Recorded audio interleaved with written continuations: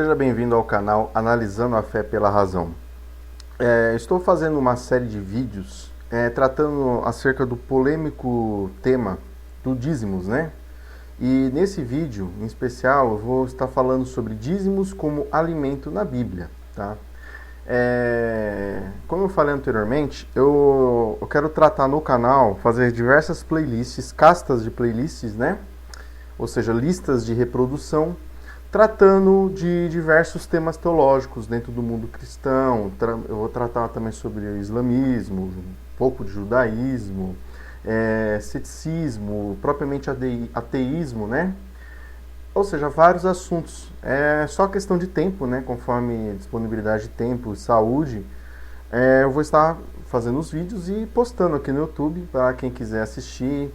Para quem quiser uma análise séria, tá? Eu procuro trabalhar com a teologia séria, tá? Não com a teologia na base da fé, mas com a teologia na base da historicidade, com a análise do olho natural, certo? Da racionalidade, que é algo que toda pessoa com um pouco de esforço e vontade, ela pode estar adquirindo, certo? Então, o que acontece? Eu já fiz um vídeo falando sobre uma análise ampla do dízimo, falando sobre Gênesis 14, Gênesis 28, que fala do dízimo de Abraão, do dízimo de Jacó. Aliás, no Gênesis 28 é o voto de Jacó, certo? Que ele ia dizimar, tudo que ele passasse na mão dele ia dizimar para Deus, e que o texto depois não fala mais nada acerca disso. Também eu fiz um vídeo exclusivo sobre análise do dízimo na lei, certo? Dentro dos próprios Pentateucos da Bíblia cristã, ou na Torá, se for nos escritos sagrados dos judeus, que no caso é a lei, né? A instrução para o povo hebreu, para o povo israelita, certo? Não é uma instrução universal. Isso também já foi falado nos vídeos. E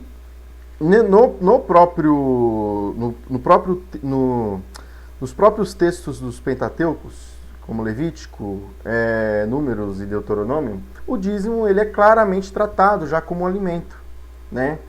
E então nesse vídeo aqui que eu estou fazendo sobre dízimos como alimento na Bíblia, eu vou estar fazendo aqui uma análise do texto de Neemias 10, tá? Neemias 10, eu também trouxe o texto de Amós 4 e 2 Crônicas 31, certo? Eu não vou analisar profundamente esses textos, que eu não quero me estender nesse vídeo, tá? Porque eu também esse aqui eu vou fechar o Antigo Testamento em relação do dízimo no Antigo Testamento. Depois, no próximo vídeo, eu vou falar acerca da relação entre Jesus e o dízimo. E para fechar biblicamente esse assunto, eu vou... Toda a relação do dízimo na Bíblia, eu vou estar falando sobre Hebreus 7, tá? Que é a última carta na manga que os pastores vão utilizar para defender, né, o dízimo.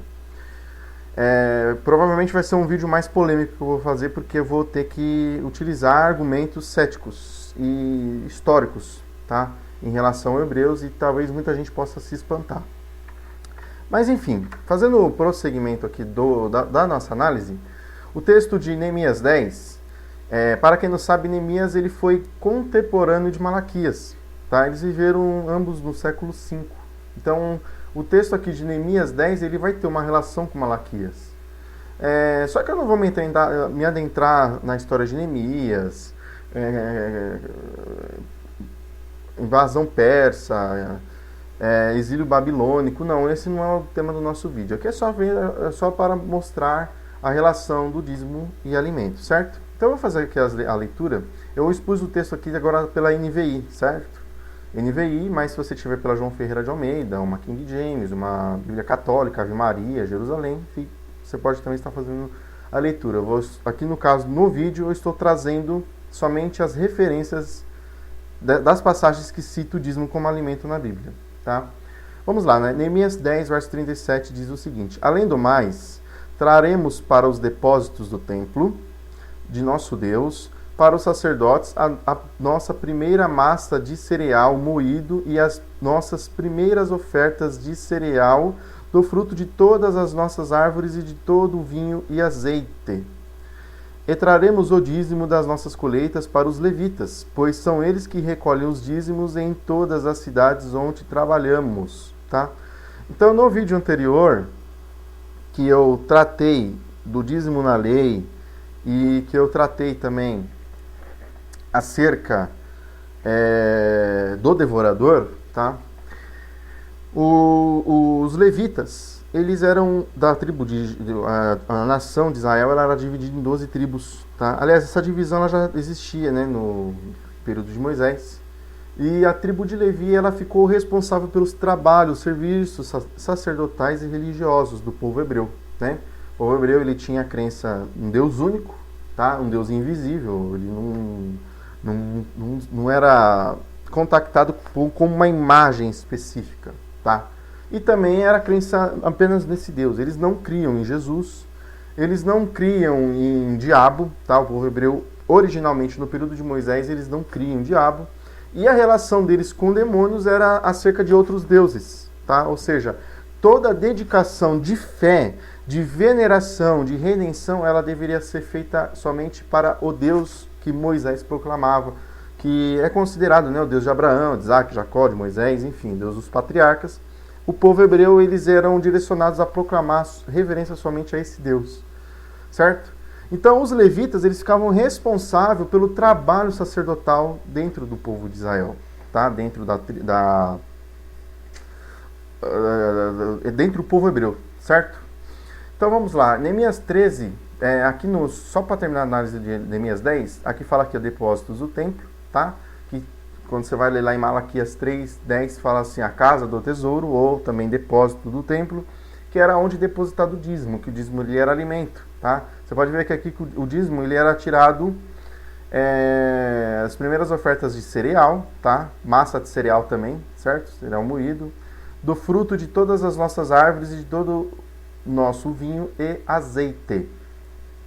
Então, ou seja, era tudo aqui, mais uma vez, uma prova, né? Biblicamente falando, que o dízimo ele era alimento. Neemias 13, verso 12, diz o seguinte: E todo o povo de Judá trouxe os dízimos do trigo, do vinho novo e do azeite aos depósitos, tá? Então, mais um texto aqui provando que o dízimo, ele era alimento. Povo de Judá, aqui no caso, era o Reino do Sul, tá? Aqui o Neemias, ele já estava, né? Já tinha havia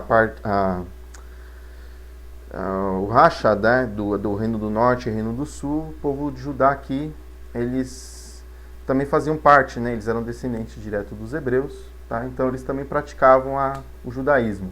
Inclusive o termo judeu, o judaísmo, ele veio desse termo Judá. Vamos tratar nisso em outro vídeo. Amós, capítulo 4, do verso 4 ao 6, tá? Amós, ele foi um profeta, um dos profetas menores, né? Que você vai ter dentro da sua Bíblia. E ele também faz referência, esse livro de Amós, ele traz uma referência sobre o dízimo. Vou fazer aqui a leitura breve. Vão a Betel e ponham-se a pecar. Vão a Gilgal e pequem ainda mais. Ofereçam os seus sacrifícios cada manhã, os seus dízimos no terceiro dia. Verso 5. Queimem pão fermentado como oferta de gratidão e proclamando por aí as suas ofertas voluntárias. Anunciem-nas, israelitas, pois é isso o que gostam de fazer, declara o Senhor soberano. Verso 6. Fui eu mesmo quem deu a vocês estômagos vazios em cada cidade e falta de alimento em todo lugar. E ainda assim vocês não se voltaram para mim, declara o Senhor. Então, ou seja, aqui o dízimo, propriamente, ele está dentro de um contexto que fala sobre alimento, né? Pão fermentado, como oferta de gratidão. Aqui também o verso 6 cita sobre a questão de estômagos vazios, enfim. Eu não vou nem analisar o contexto do livro de Amós. Eu só expus aqui agora, nesse momento, o texto de Amós 4, porque ele faz uma referência acerca do dízimo, certo? E para a gente finalizar aqui, 2 Crônicas 31, verso 6. O texto diz o seguinte: Os habitantes de Israel e de Judá, que viviam nas cidades de Judá, também levaram o dízimo de todos os seus rebanhos, tá? Aqui, ó, citando pecuária, e das coisas sagradas dedicadas ao Senhor, o seu Deus, ajuntando-os em muitas pilhas. Então, ou seja, o dízimo, ele, nessas referências que eu trouxe, né? Aqui não fala especificamente na lei. ele trata, mas para quem gosta de utilizar que o dízimo ele realmente ele era alimento nas escrituras, temos esses textos que não são muito citados, tá? Então, enfim, esse vídeo eu fiz apenas para quem quer esclarecer, você que, poxa, eu sei que o dízimo não é válido mais pro dia de hoje, ele não tem que ser obrigação. Para mim que sou cristão, poxa, eu amo a Jesus, eu amo a Deus, eu quero seguir a Cristo, porra, mas como que eu vou defender que o dízimo não é uma obrigação? Então você também pode utilizar essas referências de textos, tá? Que eu expus aqui, Neemias, 2 Crônicas e o livro do profeta Amós, tá?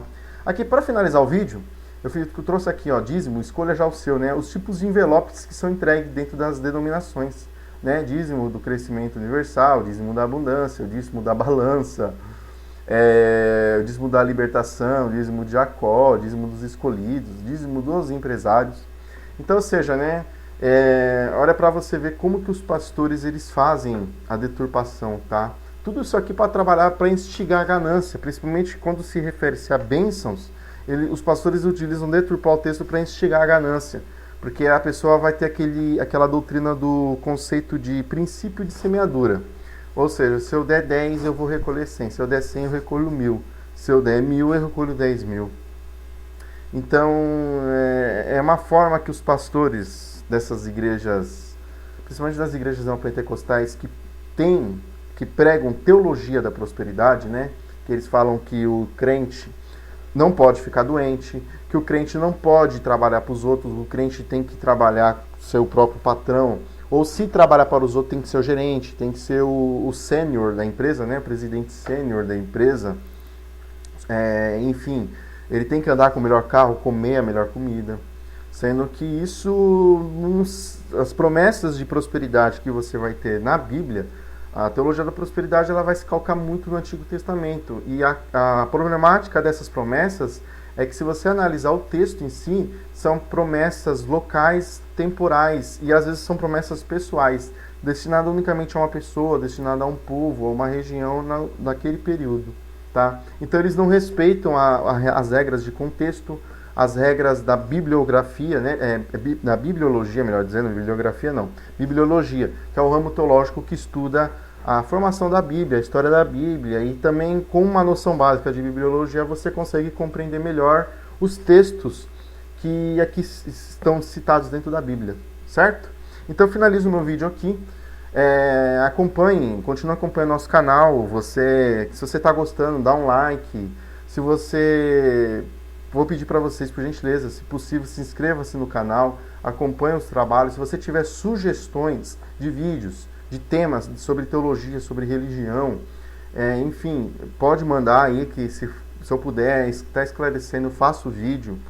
Enfim, se você quiser criticar, eu não concordo assim assado, você vai ter todo o direito, tá? Os comentários, o direito de comentários estão abertos para todos, para que todos possam expor o seu ponto de vista, mesmo porque nós vivemos numa democracia e na democracia todo mundo tem o direito de ter voz. Paz a todos.